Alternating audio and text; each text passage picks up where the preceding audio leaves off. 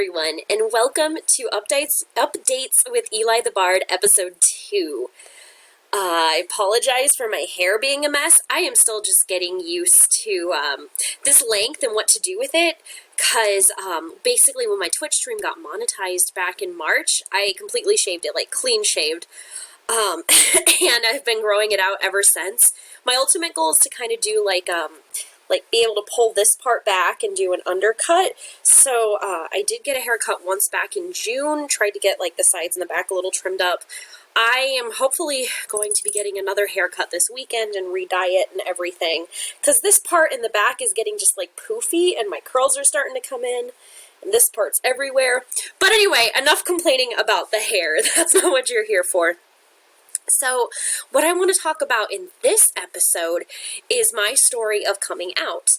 As I mentioned in the previous episode, we're really trying to be a queer safe community, mostly run by queer people for queer people.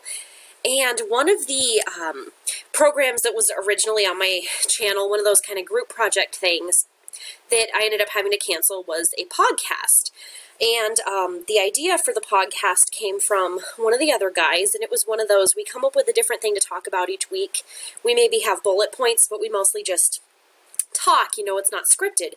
Great idea, sounded great in theory, and really along the lines of what I wanted, where some weeks it could be more serious and educational, other weeks more just ridiculous and funny. But the guy whose idea it was, had a lot of things would keep coming up with, like his family or whatnot. Couldn't always make it, and it's one of those things, you need multiple people to be able to have a conversation. And also, it wasn't my idea. Like, I came up with the idea for the name for it, and came up with a lot of ideas of what we talk about, but the original idea for that podcast was not mine. I don't want to steal anybody's intellectual property. Now, I will say that that podcast is directly impacting what I'm doing right now with kind of this more blog form and the updates. But it's completely separate. It's not running under what the original name was, because I'm not stealing someone else's intellectual property. Anyway, that aside, back in June during Pride Month, one of the podcasts that we were able to air on my Twitch stream that is, I think, the most important one that we did, this guy and I talked about our coming out stories. And then this, the concept of how, as a society, we're led to believe that being cishet is some sort of a default. Like, you're automatically born cishet, and you have to come out. You have to show that you're deviating from that default when you come out as queer, any sort of not straight, not cisgendered.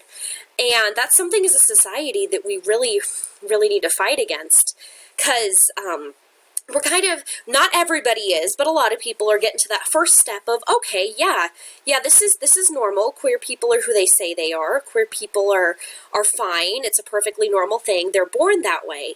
What we're trying to fight for is to take that a step further. Okay, if people are born this way, then everybody's just born how they are, and it's all normal. There's not some sort of deviation, Like, it's not like I'm born cishet and suddenly have to, like, realize that I'm not and deviate from it. Well, and I mean, that's how it is now. You have to realize that you're different, but really just trying to do away with this idea that that being queer means being different from this norm. We're fighting that to, prove that everybody's normal. But that little bit of kind of my fight, my education aside, I wanted to talk about my coming out story, because each year I become a little bit more openly queer, as far as, like, that's definitely who my identity is. I'm not afraid to share with the world that I use they, them pronouns. I finally decided I wanted to quit going by my birth name and shorten it to Eli, because I wanted something that fit me a little bit better. And because of that, a lot of people would start asking, what's my story?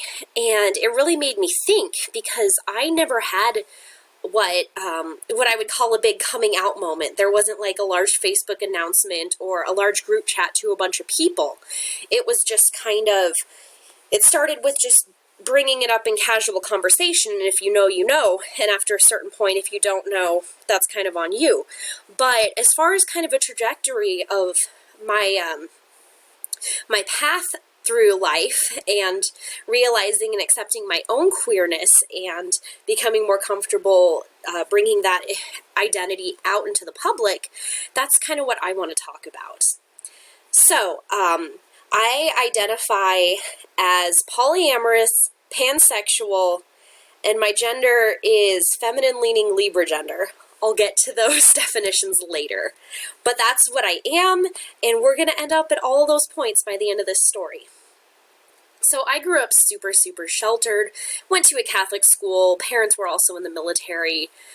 There was just so much that I didn't know, and as early as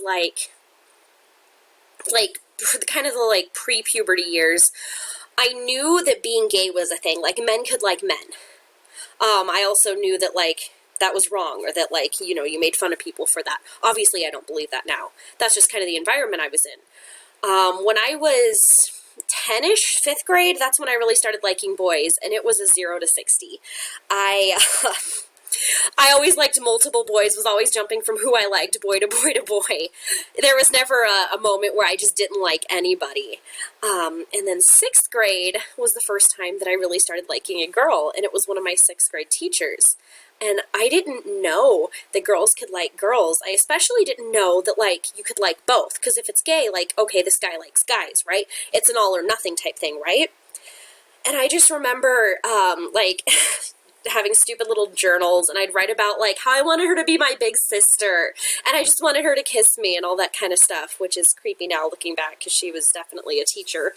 But I liked girls before I knew it was possible to like girls, which that's one of my strongest arguments against the whole, that you choose it. No, I was like this before I even knew what it was, and I just remember I usually liked boys way more than girls, but every year or so there'd be about one girl that I would really like, and I remember slowly realizing that bisexuality was a thing. Didn't really understand what it was outside of, okay, it means you like both boys and girls. And I remember summer before my freshman year of high school, I was at a Girl Scout summer camp, and I really, really liked one of the counselors, and she was the third-ish, I think, girl that I had ever liked in my life. And I just remember having to pull her aside and just in tears having this complete breakdown, asking her, do I have to hate myself? Does God hate me? Am I going to be an outcast in high school? Because at that point I was going to be going to a Catholic high school as well. And she had actually gone to that high school, and she was very nice, and she basically was like, no, God doesn't hate you. You're going to be fine in high school. Really tried to comfort me that, I was okay as a person. It was okay. And it did help me feel a little better. Got to high school, and there were a couple other girls that had mentioned they were bi, and they were all the music theater kids. I was in band, I was in choir, couldn't do theater, my parents wouldn't let me because I did sports. I did track and cross country, and my running days is going to be a different podcast story, but unfortunately I was good at it, so I was kind of stuck in the sports route. And I had tried to practice being open about being bi, and everybody got really, weirded out and grossed out by it. Well, because I was so sheltered and I gave off this air of such a naive personality, then I was like, oh, so I found out what that actually meant, and it turns out the other girls just told me to say that, and I was confused. I'm not really. And back in the closet I went. I learned, nope, it's not okay. Not at all. But I still mostly liked boys and dated boys. It's not like anybody would ever find out that it was true. Definitely don't have to tell my parents. At another point in high school, I was at a different Girl Scout camp, started liking somebody else, and I just remember calling my boyfriend on the phone, and I'll use boyfriend lightly. My parents were the super sheltering type. I'd met the guy at a summer camp, and then our whole relationship was I'd call him on the phone occasionally. I didn't have my own phone, so it was the home phone, when my parents were out of the house. But I was at this summer camp, and I used someone's cell phone to break up with this guy, and that was it. And a couple of years later, I reconnected with him on Facebook and was like, oh yeah, so I'm bi, and I broke up with you because I thought you'd judge me. And the guy just laughed it off. But it was a terrifying thing. And I didn't realize that I was in the closet because it didn't usually come up. I so very rarely liked girls. So I just kind of, shoved myself back in the closet. We're not going to talk about that. And then I get to college. There were some parties of, getting drunk and kissing some girls and coming forth with, yeah, I think I do like girls, and realizing that it was more acceptable. But it wasn't something that I really talked about. Junior year of college, I got my first girlfriend, and it wasn't, it ended up not being a super serious relationship, but it was good for me. First time just having on Facebook that I have a girlfriend. And I was fortunate enough that I didn't get any backlash, but at that point, I think everybody just kind of ignored me because I was going through a lot in my life at that point. But that was really my kind of first step of like, I actually identify as this. I identify as bisexual. And I started going to some of the Queer Straight Alliance meetings, and I got to meet a couple people that had different identities. Someone that was asexual, someone that was transgender, and just learning that these things are real and that people identify as them. But in a way, I think I also still felt not quite as connected because I was passing, I still mostly dated men. I didn't necessarily have to come to terms with it. Like, I could click on my Facebook profile that I'm interested in both men and women, but you'd have to dig for it. Like I said, I didn't have my big moment of, I'm just out to everyone. And at that point, like, if other people started talking about their identity, I'd be like, oh yeah, I'm bi too. But it wasn't something I was upfront with. After my first degree finished, I was still in Nebraska at that point. I moved to South Dakota, got in with some nerd groups, and it's kind of the same story repeats. Other people would maybe start talking about being not straight, and then I'd be like, oh yeah, me too. And over the course of like a few years, I'd learned about the term pansexual. I'm like, oh, what's that? And people would describe it as, oh, well, it's when you like somebody because of who they are, not like because of the sex, which, by the way, that's not actually an accurate definition, but that's what multiple people had told me.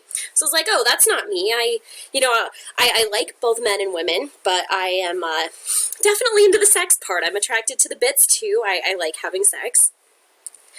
And so I was like, yeah, I'm definitely still bi.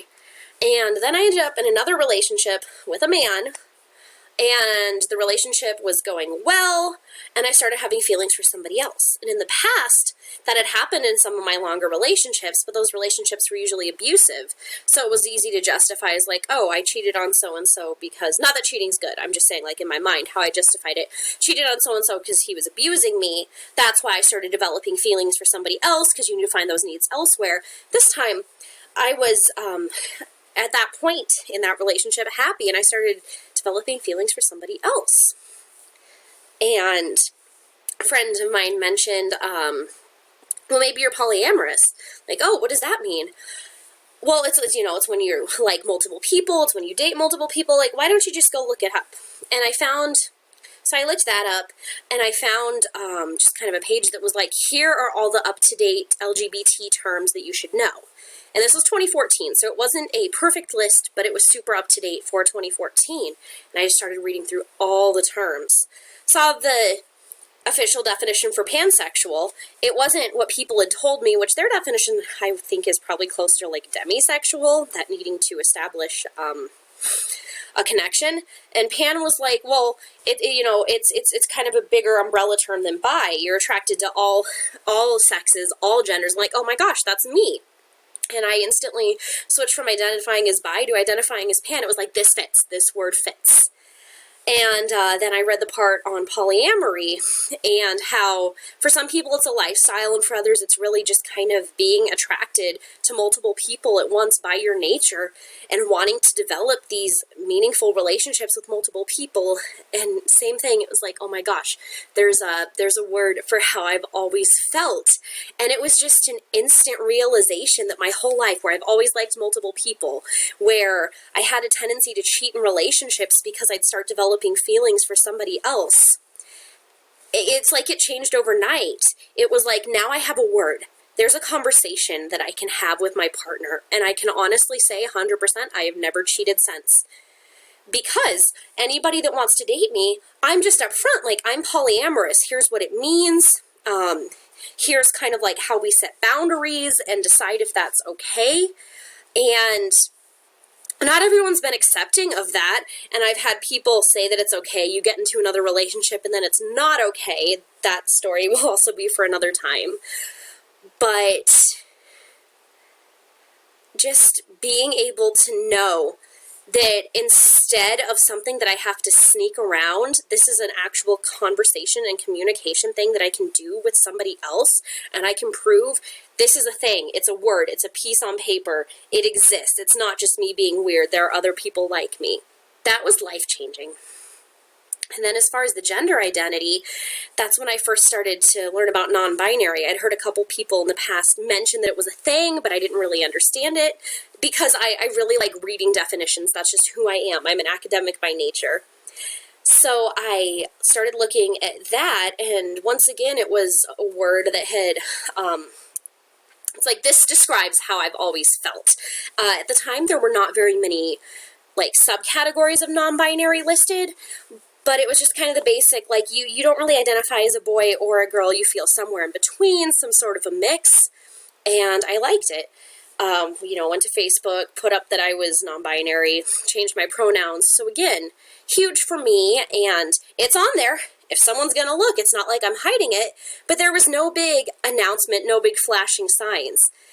If I was in the right conversation, if people asked my pronouns, I'd tell them, or if it was somebody that I really, really trusted and they called me a girl, I'd be like, no, I'm not a girl. But I wasn't like super open about it. I felt like that's not an appropriate thing to bring up in conversation. So I never considered myself in the closet, but I really kind of was, because there was still this fear of societal acceptance. Over the years, I'd keep up on terminology, I'd see more non-binary terms, and a couple years, one or two, pretty shortly after learning what it was, I learned about being agender, which is where you really just don't feel like you have a gender inside of you. I know it's super weird, super hard to understand. Believe me, I don't get it. But that's how I'd always felt. Updated my Facebook, yay, I have one that I can 100% stick to and be like, this word fits. I had my identity. I was happy with myself. And from there, the journey was really kind of moving towards, how do I switch what the closet means to me? I never considered myself in it, especially since in the middle of college, because if people ask, I'll tell. But I was living by self-imposed don't ask, don't tell, out of fear that being gay wasn't societally acceptable to talk about. And then I kind of started realizing, especially once I got to grad school, I became so much more aware that, cis-het professors, they mostly are there to, do their job, teach their class, but occasionally they'll talk just a little bit about their personal life, and it's normal for them to drop in personal stories from their life as examples, or just, someone's asking how they're doing before or after class has officially started, they'll mention a cis spouse or kids or whatnot, and that's just normal. And I really kind of started to think, well, shouldn't queer people be like that too? Shouldn't a gay man be able to mention having a boyfriend the same way that he could mention having a wife or a girlfriend? Things like that. Or being open about pronouns and stuff, because the trans people were protected at our school, that if they come to a professor and say, no, this is the name I want to go by, the professor has to go by it. And at that point, I hadn't ever thought of changing my name, but it was like, maybe I could start to be more open. So I started adding my pronouns to my signature on my email. And some people noticed, a lot unfortunately didn't, or they did notice and then didn't care. I had one professor who actually was on my thesis committee. Bitching about the thesis is going to be another video. She asked for my pronouns, I put them, and she never used them, and proceeded to misgender me the entire process of my thesis in class in grad school, and it was hell. It was hell. But at that time, I was still going to grad school in South Dakota, and the year that I was living in D.C. for my PhD, another to-come story. I'm sorry that I keep saying that, but this is only episode 2. when I switched to my PhD and moved to the East Coast, I made myself a promise that I was not going to err on this side of what I call queer politeness. I'm going to casually drop my sexual orientation and my pronouns into conversation because I shouldn't have to feel afraid that that's not okay. So if people ask, hi, my name's, I went by my dead name, but these are my pronouns. With students, I'd say, please just use my first name. Don't use, miss or whatnot in my last name because I don't want to be misgendered. And I would refer to anybody I was dating as a partner, even if it was a cis-het male, because I don't want anybody to be able to make any assumptions about my sexual orientation and gender identity based off of who I'm dating. If I say boyfriend, it makes it super easy to think that I'm a cis woman in a heterosexual relationship, but that's not true. And that was really my moment of coming out as I see it. There still wasn't a big flashing neon sign on Facebook, but it was definitely, I am not going to be polite anymore. I'm going to start dropping these into conversation to normalize them, not just for myself, but for other queer people, for what we're fighting for. I'm going to post as many LGBT things, both support and also that show off my identity on Facebook, because I shouldn't have to be afraid of showing my support and of showing memes. Unfriend me if you don't agree with me. I just became unapologetic, and I think it's the best thing that I've ever done for myself. And I'm lucky enough that I've never had direct hate in my life, but, I mean, don't read comment sections. They're evil. On comment sections is where you see that there are people who still are definitely homophobic, transphobic, and it's awful. And I see the struggles other people go through, and it hurts. I'm lucky that I have put myself in such a little bubble that if you don't support my identity, you're not in my life, you're not my friend on Facebook. And I don't have a lot of broader social groups and networks that aren't queer accepting, but I know that there's still a lot to go. The society has a huge way to go as far as acceptance, and after acceptance, normalizing it. But I think my part in that is to support others, and a huge part of supporting others is to unapologetically be myself. I have to be firm in who I am so that I can help others find their strength. I don't want to be a hypocrite in that. And as part of that, education. I still keep up on terms as much as I can. I keep reading, keep learning what are some terms that are actually offensive towards queer people. And I do this for other minorities too, not just my own. Believe me. But always keep educating, keep learning, keep growing, keep reading new terms. And just this summer, one of the avatar groups that I'm in, someone made a ton of turtlenecks with pride flags and would drop definitions, and I realized that there's a bunch of new definitions that I wasn't familiar with, and that's how I learned about the terms Libra gender, Libra feminine, and Libra masculine. And basically what Libra gender is it's where you identify as anywhere from 51% to 99% agender, but you still have some sort of an attachment to another gender, and then more specifically Libra feminine being if that non-agender part is feminine, Libra masculine if that non-agender part is masculine. And to me it was like, wow, I really need to think about this. Because I've definitely been super attached to agender for years because it really, really does fit.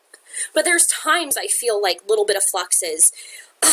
There's times I'll feel, especially depending on my hormone cycle, actually, there's times I'll feel more attached to being feminine. There's times I'll feel more attached to being masculine, usually when I'm on my period. And I was like, I want to explore this. I know it's a new term, and if I try to use it, people probably aren't going to understand it. But at the same time, using a term gives it validity. I'm not going to let people use the argument against me of it's alphabet soup or you're just making up genders now. No, that's not how it is. We are just trying to find words to fit how we feel. And the human experience is so complex that maybe you need a few dozen different terms just to help people find one that fits them. And a few months after that, I decided, yes, I like this term. I'm going to start using Libra gender or feminine leaning Libra gender. For me, I feel like 80% agender, about 15% feminine, 5% masculine, give or take, just because the percentages might help explain it to other people. But it felt so great that even though, like, I didn't necessarily, well, there was a little bit of a questioning process, but it wasn't as intense as, like, I don't know who I am, or, oh my gosh, I always thought I was this, but I'm something else, it's a crisis. I think I handled it well as far as, let's just think about this, let's explore it, and let's decide if we want to use the new term. Which, I mean, the people that have the identity crisis, that's totally, totally valid. I want to deal with everything with as much certainty as possible because that's who I am. If I start to worry about something, it's going to explode into this giant bubble of worry, which is not good. But just the fact that there are still things I'm learning about myself, even though I was so sure, shows both that humans are dynamic, they're not static, they're always changing, and also that language is also changing, and that language is so powerful, and that having a word to fit something makes it more real, and it makes it more tangible, and you can latch onto that, and this word is who I am. And at that point, I did make a Facebook announcement of like, hey, I had a new identity and before I changed that, back in February, I did announce when I was changing my name because I wanted people to use my name. And that, to me, felt less of coming out and more of, this is who I am, please use my name. And I know this may have turned into a little bit of a long episode, but I think the main takeaways that I really want to give is that everybody's story is valid, and if you're someone who's still in the closet, you're valid. If you're someone who had that big coming out moment, that takes so much guts to do, and I am so proud of you. But also, if you consider yourself out, but you never had like an out moment, someone whose stories may be a little similar to mine, you are valid too. Every queer person is valid in who they are, whether they're still questioning, whether they're set on their identity, whether they're new to the community, whether they've been in it for decades. You are all valid. The last thing I really want to leave you with, keep educating yourself. Keep up on terminologies, both for things that you think might fit you and for things that don't fit you, but you want to understand a little bit more. That way we can help support each other a little more by trying to just understand if someone identifies as XYZ, what does that mean? I think I'm going to go ahead and end this episode here. But thank you for taking the time to listen to my coming out story. I hope maybe that it helped move some of you or helped educate some others. I will see you next week with more updates with Eli.